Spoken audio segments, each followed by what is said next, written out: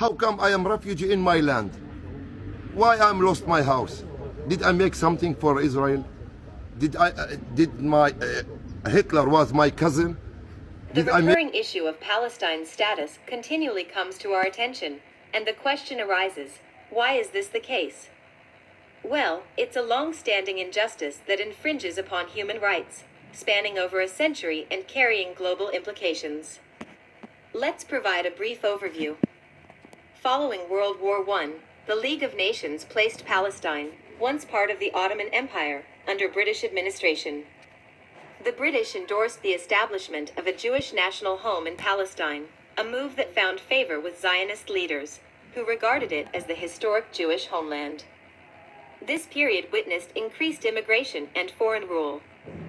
The native Palestinians, who had inhabited the land for centuries, initiated an uprising from 1936 to 1939, leading to suppression by both British forces and Jewish militias.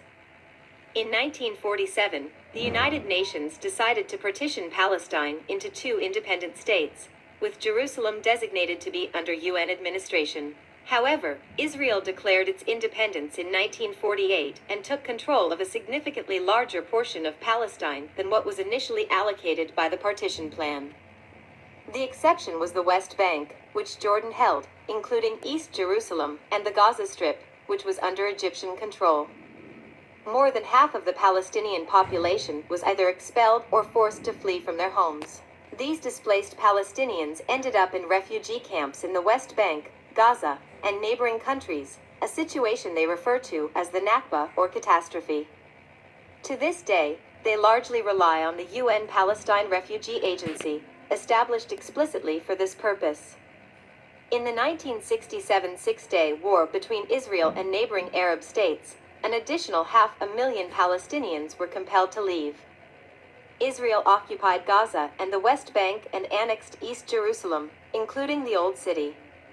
Subsequently, the United Nations General Assembly affirmed the rights of Palestinians to self-determination, sovereignty, independence, and the right of return for refugees.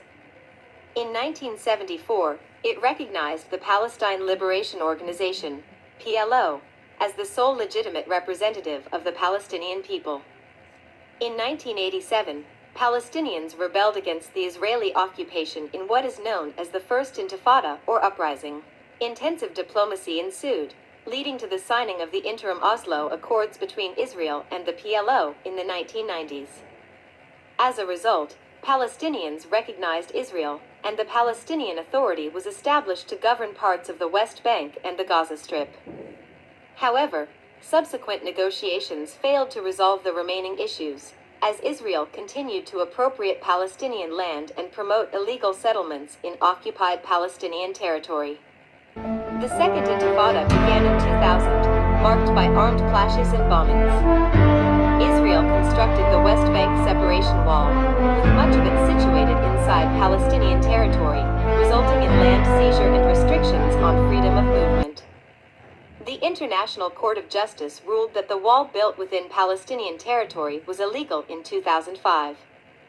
Israel withdrew troops and settlers from Gaza in 2005 after Hamas, Palestine's Islamic resistance movement, took control through armed means.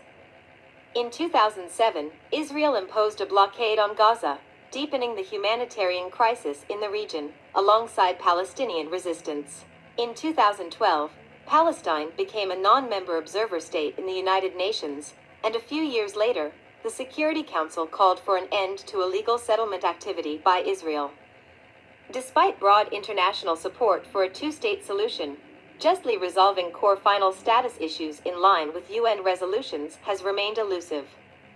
Consequently, until justice and international law prevail and Israel ends its occupation, the Palestinian struggle for their rights will continue to be a prominent presence on our screens.